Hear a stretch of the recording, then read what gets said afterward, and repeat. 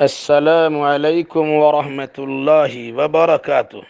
Programme تلخیص معانی القرآن کی 39ویں مجلس میں آپ کا خیر مقدم ہے۔ اس مجلس میں سورۃ القصص سورہ نمبر 28 کا خلاصہ پیش خدمت ہوگا۔ سورۃ القصص مکیہ، وجہ تسمیہ قصص قصہ کی جمع ہے۔ اس سورہ کی آیت نمبر 25 میں موسیٰ علیہ السلام کے ہاتھوں ایک قبطی کے قتل کیے جانے کی داستان جب موسیٰ علیہ السلام نے شیخ مدین کو سنایا، اسی بیان واقعہ کو قصص کے الفاظ سے قص علیہ القصص کے الفاظ سے قرآن نے یاد کیا ہے۔ اسی مناسبت سے اس کا نام سورۃ القصص رکھا گیا۔ زمان نزول، یہ سورہ مکی ہے اور سورۃ الشعراء اور سورہ نمل کے بعد نازل ہوئی ہے۔ مرکزی مضمون رسالت محمدی سے متعلق کفار و مشرکین کے شکوک و شبہات کا ازالہ ہے اور موسیٰ علیہ السلام کی رسالت کے تناظر میں آپ صلی اللہ علیہ وسلم کی نبوت و رسالت کی اہمیت کا اظہار ہے۔ تعداد آیات، اس سورہ میں 88 آیات ہیں۔ آیت نمبر 1 سے 2 میں حروف مقطعات کے ذکر کے بعد قرآنی آیات کو کتاب مبین، واضح کتاب کی آیات سے تعبیر کیا گیا ہے۔ آیت نمبر 3 سے 13 میں موسیٰ علیہ السلام اور فرعون کی سرگزشت سنائی گئی ہے۔ ظالم و جابر حکمراں فرعون کی حکومت میں ایک ایسے بچے کی ولادت ہوئی جو تخت فرعون کی تباہی کا سبب بننے والا تھا۔ اللہ جب مظلوم کی دستگیری کرتا ہے تو ظالم کے گھر میں عادل و انصاف پرور کی پرورش پرداخت کراتا ہے۔ ہزاروں بچوں کے تہہ تیگ ہو جانے کے بعد موسیٰ علیہ السلام کی ولادت ہوئی۔ قدرت کے مخفی اشارہ پر والدہ موسیٰ نے موسیٰ علیہ السلام کو صندوق میں ڈال کر دریا برد کر دیا، جسے فرعون کے گھر والوں نے اٹھا لیا، اور فرعون کی بیوی آسیہ نے اولاد کی شکل میں آنکھوں کی ٹھنڈک بنانے کی خواہش ظاہر کر کے قتل نہ کرنے کی سفارش کر دی۔ ادھر اللہ تبارک و تعالیٰ نے والدہ موسیٰ کے دل بے قرار کو مضبوط کر دیا اور ایسے اسباب پیدا کر دیے کہ رضاعت کے بہانے، دودھ پلانے کے بہانے موسیٰ علیہ السلام کی پرورش شاہانہ صرفہ پر والدہ موسیٰ کے گھر ہی میں ہوئی۔ یقیناً مشیت الہی غیر محسوس صورت میں پوری ہوتی ہے۔ آیت نمبر 14 سے آیت نمبر 21 میں موسیٰ علیہ السلام کو عنفوان شباب میں ہی متانت و سنجیدگی اور علم و حکمت عطا کی گئی تھی۔ علم و حکمت انعامات ربانی ہیں۔ ایک دن بنی اسرائیل کی حالات کا جائزہ لینے کے لیے شہر کی جانب تشریف لائے تو دیکھا کہ ایک اسرائیلی اور ایک فرعونی باہم جھگڑ رہے ہیں، تو انہوں نے اسرائیل کو مظلوم سمجھتے ہوئے فرعون کو تنبیہاً گھوسا رسید کر دیا۔ فرعونی کو تنبیہاً گھوسا رسید فرما دیا، جس کے تاب نہ لا کر وہ وہیں ڈھیر ہو گیا۔ موسیٰ نے شرمندگی کا اظہار کرتے ہوئے اسے شیطانی حرکت قرار دیا اور اللہ سے مغفرت کی دعا مانگی۔ دوسرے دن اسی اسرائیلی کی لڑائی دوسرے فرعونی سے ہو رہی تھی۔ اس دن موسیٰ علیہ السلام نے اسرائیلی کو مجرم تصور کرتے ہوئے پکڑنے کی کوشش کی، مگر وہ بھاگ نکلا اور گزشتہ کل کے واقعہ قتل کو ظاہر کر دیا۔ موسیٰ علیہ السلام کو شہر چھوڑنے میں آفت نظر آئی۔ ایک خیر خواہ نے بھی دربار فرعونی کے مشورے سے باخبر کرتے ہوئے شہر سے نکل جانے کی صلاح دی۔ آیت نمبر 22 سے 28 میں موسیٰ علیہ السلام نے اللہ کے بھروسے مدین کا رخ فرمایا تو اللہ تبارک و تعالیٰ نے ان کے لیے ہدایت کی راہ روشن فرما دی۔ مدین کے کنویں پر بہت سارے چرواہوں کے ساتھ 2 بچیاں بھی دکھائی دی جو اپنے جانوروں کو پانی پلانے کے لیے کوشاں تھیں۔ موسیٰ علیہ السلام نے ان پر ترس کھاتے ہوئے ان کے جانوروں کو پانی پلا کر رخصت فرما دی۔ پھر ایک درخت کے زیر سایہ اللہ تبارک و تعالیٰ سے دعا مانگی، رب انی لما انزلت الی من خیر فقیر، اے اللہ جو نعمت بھی تو مجھ پر نازل فرمائے گا میں اس کا زیادہ مستحق و محتاج ہوں۔ اور اللہ تبارک و تعالیٰ نے دعا سن لی، محتاجی دور کرنے کے اسباب پیدا کر دیے۔ شیخ مدین کی دعوت پر گھر تشریف لے گئے۔ 8 یا 10 سالوں تک خدمت میں معمور رہنے پر دونوں لڑکیوں میں سے ایک سے شادی کرنے کی پیشکش کی گئی۔ شادی اور نوکری کا مسئلہ حل ہوا اور فرعون کے ظلم و استبداد سے بھی نجات مل گئی۔ آیت نمبر 29 سے 42 میں مقررہ مدت کی تکمیل کے بعد شادی ہوئی۔ اہلیہ کے ساتھ مصر کی جانب روانگی کے دوران کوہ طور پر نبوت عطا ہوئی۔ عصا اور ید بیضا جیسا معجزہ کے ساتھ دربار فرعونی میں دعوت و تبلیغ کے لیے مبعوث کیے گئے۔ آپ کی تائید و نصرت کے لیے ہارون علیہ السلام کو بھی نبوت بخشی گئی۔ فرعون نے معجزہ کو سحر و جادو اور موسیٰ ہارون کو ساحر و جادوگر بتا کر اعراض کیا اور باپ دادا کی دہائی دینے لگا کہ پہلے تو اس قسم کی کوئی بات نہیں سنی گئی۔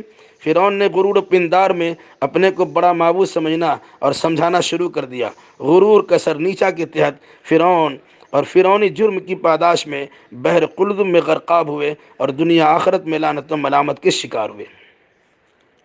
آیت نمبر 43 سے 50 میں سرگزشت موسوی کی تفصیلات من جانب اللہ بتائے گئے ہیں، ورنہ کوہ طور، عطائے نبوت اور نزول تورات کے وقت آپ صلی اللہ علیہ وسلم وہاں تو موجود نہیں تھے۔ ان تاریخی حقائق کا مقصد مشرکین مکہ پر اتمام حجت کرنا ہے۔ اس کے بعد بھی یہ اپنی سرکشی سے باز نہیں آئے تو یہ سمجھنا ہوگا کہ یہ لوگ خواہش نفسانی کی پیروی میں گمراہی سے دوچار ہو چکے ہیں۔ آیت نمبر 51 سے 56 میں رشد و ہدایت کے لیے قرآن مجید کا نزول ہوا۔ بعض اہل کتاب دولت ایمان سے مالا مال بھی ہوئے۔ ایسے اہل کتاب کے لیے دوہرا اجر و ثواب ہے، کیونکہ انہوں نے صبر و تحمل سے کام لیا، برائی کو بھلائی سے دفع کیا، مال خرچ کیے، لغو باتوں سے کنارہ کشی اختیار کی، جاہلوں سے الجھنے کے بجائے حسن اسلوبی سے علیحدگی حاصل کی۔ ویسے ہدایت کا دینا نہ دینا صرف اللہ کے اختیار میں ہے۔ آپ صلی اللہ علیہ وسلم جسے چاہے ہدایت نہیں دے سکتے، لیکن اللہ جسے چاہے گا ہدایت بخش دے گا۔ آیت نمبر 57 سے 60 میں اہل مکہ کو تنبیہ کی گئی ہے کہ ایمان قبول کرنے پر لوگوں کے مخالف ہو جانے کا خطرہ محسوس کرنا فضول ہے۔ اسی اللہ نے سرزمین مکہ کو حرم بنایا ہے، ہر چہار جانب سے پھلوں کی روزی پہنچائی ہے۔ اگر لوگ اس حقیقت کو جانتے تو ایسی کج بحثی نہ کرتے۔ ویسے کتنی بستیاں تباہ ہو گئی جن کو اپنی معیشت پہ بڑا ناز تھا، حالانکہ اللہ تبارک و تعالیٰ کسی بستی کو اس وقت تک تباہی کے گھاٹ نہیں اتارتا جب تک اس کی مرکزی بستی میں نبی اور رسول نہ بھیج دے۔ پھر جب ان کی مخالفت کی جاتی ہے تبھی تباہی آتی ہے۔ دنیاوی زندگی اور ان کی عیش و عشرت چند روزہ ہے، جبکہ آخرت کی زندگی سدا بہار ہے۔ عقل سے کام لینے کی ضرورت ہے۔ آیت نمبر 61 سے 70 میں جب ایمان و کفر برابر نہیں تو انجام کے اعتبار سے مومن و کافر یکساں کیسے ہو سکتے ہیں؟ قیامت کے دن مشرکین اپنے معبودان باطل کو امداد کے لیے بلائیں گے، لیکن کوئی سنوائی نہیں ہوگی۔ مشرکوں کے پاس انکار رسالت کا کوئی جواب نہ ہوگا۔ اہل ایمان عمل صالح کی بدولت کامیاب و کامران ہوں گے۔ اللہ مختار کل ہے، تمام تر شرکیات سے مبرہ و پاک ہے۔ وہ ظاہر و باطن سب کچھ جانتا ہے، دلوں کے مخفی راز سے بھی واقف ہے۔ وہی لائق عبادت ہے۔ دنیا آخرت میں اسی کا حکم چلتا ہے، اسی کی جانب لوٹ کر جانا بھی ہے۔ آیت نمبر 71 سے 75 میں رات و دن بنانے والا اللہ ہی ہے۔ اگر وہ چاہتا تو ہمیشہ رات ہی رکھتا، اور اس کی مشیت ہوتی تو مستقل دن ہی ہوتا، مگر اللہ نے اپنے فضل و کرم سے سکون کے لیے رات بنائی اور حصول معیشت کے لیے دن بنایا تاکہ انسان شکر گزاری کرے۔ گردش لیل و نہار در حقیقت قیامت کی واضح دلیل ہے۔ بروز قیامت معبودان باطل کا بطلان ظاہر ہو جائے گا اور اللہ کی حقانیت برقرار رہے گی۔ آیت نمبر 74 سے 84 میں قوم موسیٰ کا ایک مالدار شخص قارون تھا جو بغاوت کر کے فرعون سے جا ملا تھا۔ اس کے خزانوں کی کنجیاں اتنی وزنی تھی کہ طاقتور آدمیوں کا ایک گروہ بمشکل انہیں اٹھا سکتا تھا۔ اسے اپنے خزانے پہ بڑا ناز تھا۔ اسے نصیحت کی گئی، اللہ کے بندوں پہ خرچ کرنے کا درس دیا گیا، فتنہ و فساد سے منع کیا گیا۔ اس نے اپنے خزانے کو اپنی قابلیت اور علمی صلاحیت کا نتیجہ و ثمرہ بتایا اور نوازش الہی کا انکار کیا۔ اس کی ٹھاٹ باٹ اور شان و شوکت دیکھ کر لوگ اشش کرتے تھے اور قارون جیسا نصیبہ و قسمت والا ہونے کی تمنا کرتے تھے، جبکہ اہل علم ایمان و عمل اور صبر کی بنا پر ملنے والی آخرت کی کامیابی کو اصلی کامیابی باور کرتے ہیں۔ قارون جب اپنے ساز و سامان اور کوٹھی و مکان کے ساتھ زمین میں دھس رہا تھا تو کوئی اس کی مدد کو نہ پہنچا اور خزانے اس کے کام نہ آئے۔ تو قارون جیسی دولت کی تمنا کرنے والے کو اپنی غلطی کا احساس ہوا، اور کشادگی رزق اور تنگی روزی کو اللہ کی مشیت پر موقوف رکھا، اور محفوظ رہنے پر شکر گزاری کی، اور کہنا شروع کیا کہ اگر اللہ کا فضل و کرم نہ ہوتا تو نشہ دولت میں ہم بھی زمین دوز ہو جاتے۔